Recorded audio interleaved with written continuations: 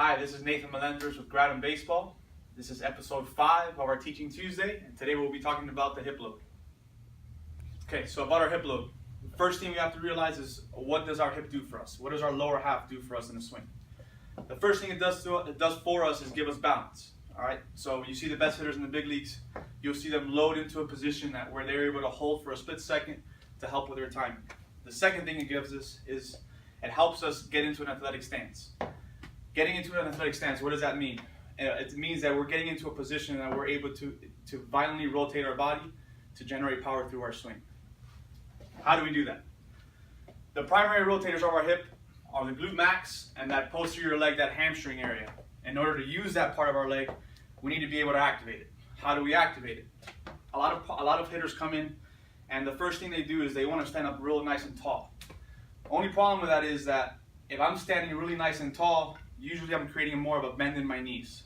When I bend my knees, back up a little bit, when I bend my knees, I'm loading my quad. I'm not loading my hip, I'm not loading my hamstrings.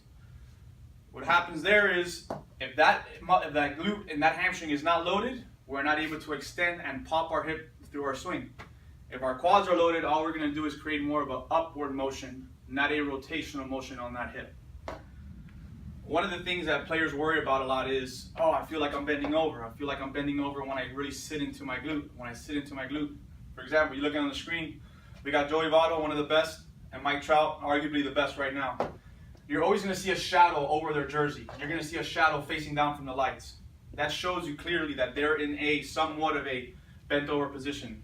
One thing to make clear is that they're not bending over, hinging at the back. They're hinging at the hip. All they're doing is loading into their hip. They're pulling their hip back towards the dugout. Let's get into how we actually load our hip. First thing we'll ask guys to do is just get in a regular comfortable stance. Okay? From there, we're going to ask them to narrow up and show them a few things. We'll ask them to load, to just balance on their rear leg, that leg that's getting loaded. From there, I'm going to ask them just to bend their knees slightly. From there, I'm going to ask them to crack their hips back. And I just want them to hold it there. Find some balance in that hip. The purpose of this drill is basically just to show them what it feels like for the glute and that hamstring to get fired up a little bit. Okay? If they're feeling more of their quad, you're going to see their hips kind of stay tall. Their chest is going to stay really tall, and that knee is going to push forward over those toes. If the knee is pushing forward over the toes, our hips are not loaded.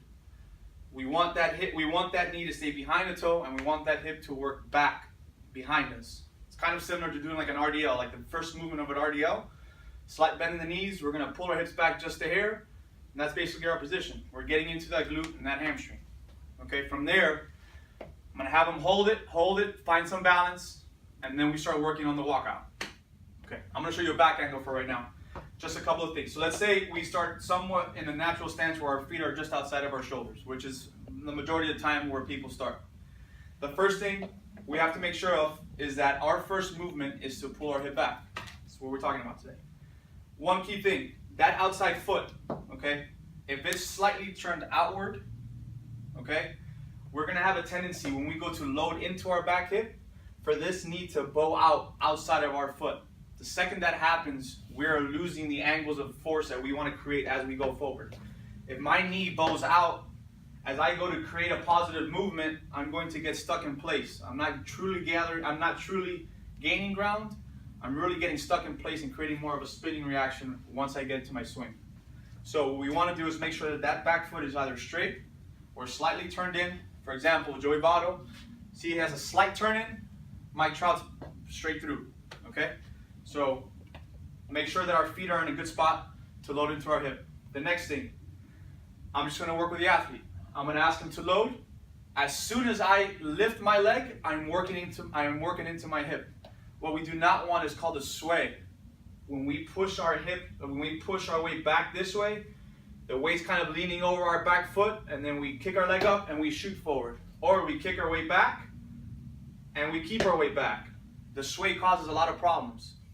So now that we're not swaying, we have a good foot position. The next thing we want to do is make sure that we load into our hip when we lift our leg. So I'm going to ask the athlete just to do a couple of reps, just to see it. He's going to load into that hip and land. He's going to load into that hip and land. And then I'm going to ask him to do it slower. He's going to load into the hip, hold it, and land. He's going to load into the hip, hold it, and land. I want you to notice a few things when I do load into my hip. My knee is not going to push down. I am not going to push down into my knee. That gets me quad dominant. Okay, that quad does not help me extend my hip, does not help me pop through my swing. I'm going to pull my knee. I'm going to think about pulling my knee and my hip back. I'm going to pull it into that hip socket. All right, from right here, I'm going to pull into my hip socket and land. Okay, so once the athletes understood how to get into that rear hip, one thing that's very important is staying loaded into that hip as you get your positive move. What we're going to see a lot of guys do is they're going to load into that hip, and as they come forward, they're going to get tall. The second we get tall, we're no longer using the ground to rotate, we're using our upper half to rotate. So, essential. Again, we're going to load into that hip. When we land, you should see a nice V coming from the knee to the hip to the torso. All right. If we have lost that V, we're tall on our hips. We're no longer hip loaded. We're no longer using that hip to drive through. That concludes episode 5. Make sure to subscribe to our YouTube channel at Gratum Baseball. Stay tuned for next week's Teaching Tuesday. We're going to have a Gratum Roundtable speaking about the mental approach to cage work. Gratum. See you next week.